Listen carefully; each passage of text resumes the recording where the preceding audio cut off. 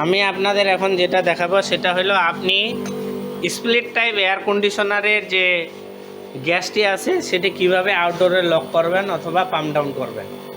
এটা লক করার আমাদের কখন প্রয়োজন হয়, যখন আমরা ইউনিটটিকে এক স্থান থেকে অন্য স্থানে স্থানান্তর করব, তখন ইনডোর এবং আউটডোরকে আলাদাভাবে মানে খুলে ফেলার জন্য এই পাইপগুলো খোলা হয়।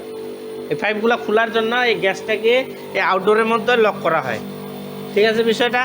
তো এটার জন্য আমাকে কি করতে হবে, এই যে ডিসচার্জ যে লাইনটা আছে, অর্থাৎ এই ডিসচার্জ ভালভটাকে আগে বন্ধ করতে হবে।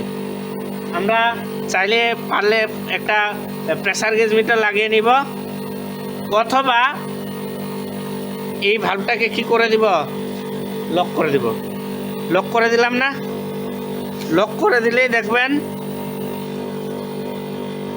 যে গ্যাসটা কি করবে, এই দিক দিয়ে গ্রহণ করতেছে, গ্রহণ করে কোথায় পাঠাচ্ছে, কনডেন্সারে পাঠাচ্ছে, তাই না? যখন এই প্রেসারটা জিরোর নিচে চলে যাবে, তার মানে এখন কি এই পাশে কোনো গ্যাস আছে? কোনো গ্যাস নাই। এরপরে আমি কি করব, এই সাকশন ভালভটাকেও বন্ধ করে দেব। বিষয়টা কি বোঝা গেছে? 30 থেকে 40 সেকেন্ড চালাইলেই এনাফ, সমস্ত গ্যাসটাকে টেনে কনডেন্সারে পাঠাই দেব। এই যে বিষয়টা, এভাবে আপনারা স্প্লিট এসির যে গ্যাসটা আছে এটা আউটডোরের মধ্যে লক করবেন। তো এই হলো বিষয়। ঠিক আছে, বন্ধ করে দেন।